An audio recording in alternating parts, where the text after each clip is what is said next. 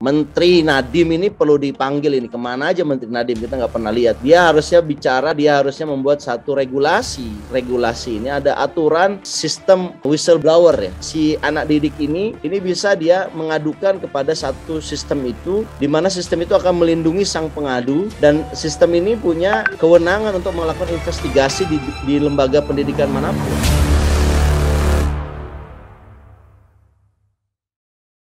Kasus pelecehan ya yang dilakukan seorang motivator ya. Nah, ini lagi banyak ya terjadi seperti ini. Orang-orang yang punya reputasi baik gitu ya, yang dikenal publik bagus, tapi ternyata tadi melakukan tindakan-tindakan asusila dan tercela. Nah, ini hukumannya seperti apa nih? Nah, kita mendengar juga yang bersangkutan sampai saat ini belum ditahan itu ya. Gimana, Bang Batur melihatnya?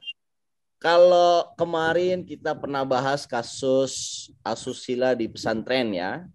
Sekarang kita menyaksikan kasus asusila kembali, tapi dilakukan bukan di kalangan pesantren, tapi juga di institusi pendidikan ya, yaitu dengan SPI ya, Sekolah Selamat Pagi Indonesia, begitu ya, Sekolah Selamat Pagi Indonesia, yang didirikan oleh seseorang motivator yang inisialnya namanya JEP.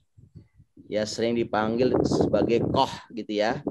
Nah, saya kira ini satu pelajaran lagi ya buat dunia pendidikan kita, bagaimana para pendidik ini sudah menjelma menjadi pemangsa, predator begitu ya, yang harusnya mereka melindungi anak didiknya, memberikan pendidikan, memberikan ilmu pengetahuan, meningkatkan budi pekerti, malah mereka menjadi korban dari kebiadaban, dari ketiadaan budi pekerti. Dan saya kira kalau fenomena ini banyak terjadi, ya kita perlu mengevaluasi lembaga pendidikan kita ini. Menteri Nadiem ini perlu dipanggil ini. Kemana aja Menteri Nadiem, kita nggak pernah lihat ini. Ya, dia harusnya bicara, dia harusnya membuat satu regulasi di mana penyimpangan seksual terhadap anak didik ini tidak boleh terjadi lagi di lembaga yang sebenarnya dia penanggung jawabnya. Nah, kemarin kita usulkan agar ini ada satu dibuat di dalam regulasi ini, ada aturan di mana ada istilahnya adalah sistem whistleblower ya. Ya, Mus ya. Di mana ada satu mekanisme di mana si anak didik ini bisa melaporkan ya pendidik, guru, mentor atau pengasuh atau kepala sekolah atau apapun ya namanya ya, yang punya yang punya tugas untuk mengajar, ini bisa dia mengadukan kepada satu sistem itu, di mana sistem itu akan melindungi sang pengadu, dan sistem ini punya kewenangan untuk melakukan investigasi di lembaga pendidikan manapun. Ya, whistleblower ini harus dilindungi, dan yang dilaporkan ini harus diinvestigasi. Nah, yang terjadi sama si Koh JEP ini ya, ini dia sudah masuk pengadilan ya. Saya kira ini butuh waktu juga yang cukup lama untuk dia ditetapkan sebagai tersangka. Tapi dia sudah masuk pengadilan, tetapi yang membingungkan adalah majelis hakim tidak melakukan penahanan terhadap dirinya. Ini beda kasus dengan kasus anak kiai yang diduga melakukan penyimpangan atau pelanggaran asusila terhadap para santriwati yang diasuh oleh bapaknya gitu. Itu langsung diciduk. Nah, padahal itu masih proses penyelidikan saya kira. Nah, ini kali ini sudah masuk proses pengadilan, dan seseorang ditahan atau tidak itu kehendaknya hakim. Tapi yang aneh, hakim di Pengadilan Negeri Malang ini tidak melakukan penahanan terhadap sang pelaku. Padahal korbannya, ini yang mengaku baru 2 ya.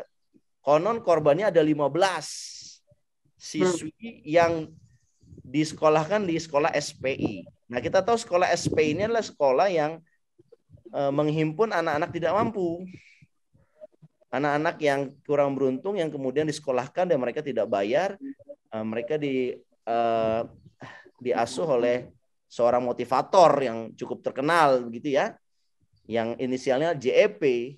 Nah, JEP ini saya kira hebat sekali, dia bisa mendapatkan privilege luar biasa gitu ya, korbannya sudah banyak, pengakuan ada di mana-mana, tapi si sang hakim tidak menugaskan pengadilan untuk menahan dia. Jadi saat ini dia sampai masih menghirup udara bebas. Itu yang saya kira ini ironi ya, bahwa kasusnya sama, tapi perlakuannya berbeda. Sama-sama di lembaga institusi pendidikan, yang bedanya satu terjadi di Jombang, satu terjadi di Malang. Dua perlakuan yang mirip, tetapi diperlakukan secara berbeda. Gitu, bro. Bro Eko mungkin ada tanggapan atas kasus ini? Ya, saya kira seperti halnya kemarin ya, kalau memang misalkan di lembaganya itu, ini kan berarti lembaga lalai ya, membiarkan hal ini terjadi atau sampai tidak mengetahui, berarti kan ada mekanisme pengawasan yang tidak berjalan. Ya memang institusi juga harus bertanggung jawab saya kira. Dan perlakuannya harus sama seperti kemarin pondok pesantren di Jombang itu ya. Jadi memang mungkin dari sisi bombastisnya berbeda barangkali ya. Kalau menyangkut institusi religius suka dibesar-besarkan gitu ya, lebih diperbesar, bukan besar, emang masalah besar sebetulnya. Tapi gaungnya itu seperti kalau yang lain seperti dikecilkan begitu. Nah, di sini artinya saya berharap sistem pendidikan ya bisa lebih selektif memilih guru ya, terutama ya. Kemudian yang kedua, ini yang jadi persoalan bahwa Kohjul ini dia pendirinya begitu. Dia pendirinya, kemudian seperti halnya dia punya, kalau barang itu punya stok ya. Artinya motif mendirikan sekolahnya itu jadi tanda tanya nih. Dalam rangka apa begitu ya. Nah, ini yang sangat mengkhawatirkan ini ya. Jadi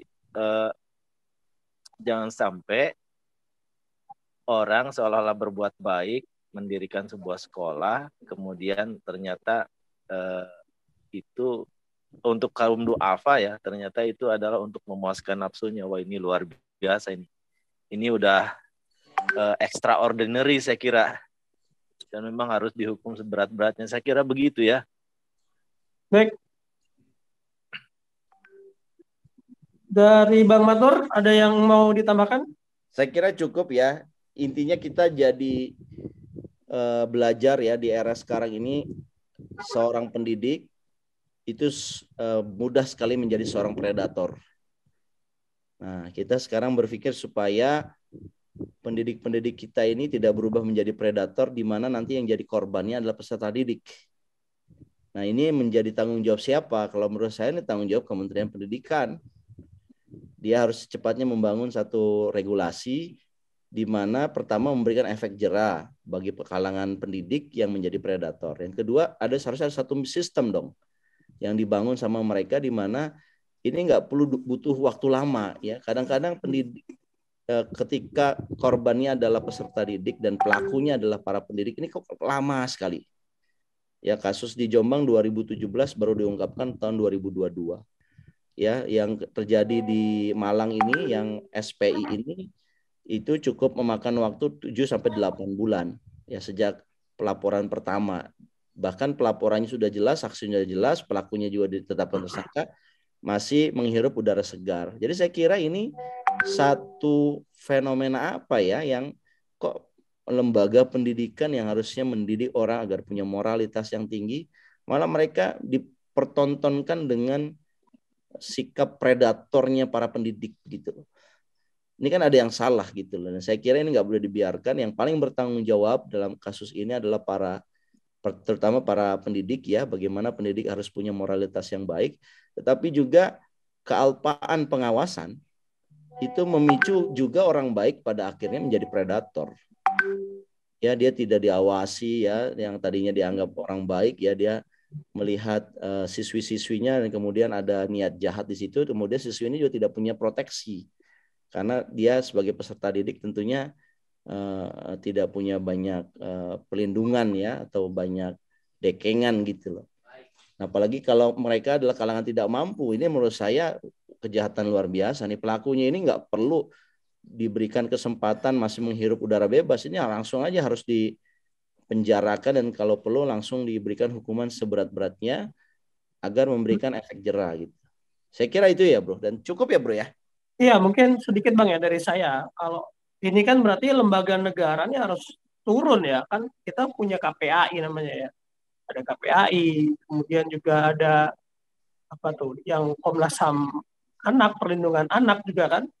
Nah, ini harusnya aware nih, termasuk tadi sudah di pengadilan kok tidak ditahan. Artinya pihak kepolisian juga, propamnya juga mesti mengawasi juga nih yang terjadi di instansi-instansi ini. Gitu Bang ya, kira-kira ya. Ya, setuju. Oke, kita cukupkan ya jasa kita pada hari ini, hari Sabtu ini, 9 Juli. Dan selamat ini, saya mengucapkan selamat berweekend dan juga selamat Hari Raya Idul Adha, baik yang merayakan hari ini ataupun besok hari. Terima kasih dari saya, terima kasih Bang Maknur, terima kasih Bang Eko. Assalamualaikum warahmatullahi wabarakatuh. Terima Terima kasih dan kasih mohon semuanya. maaf saya terlambat. Waalaikumsalam warahmatullahi wabarakatuh. Kita nanti rapat ya, bro, ditunggu ya. Ya.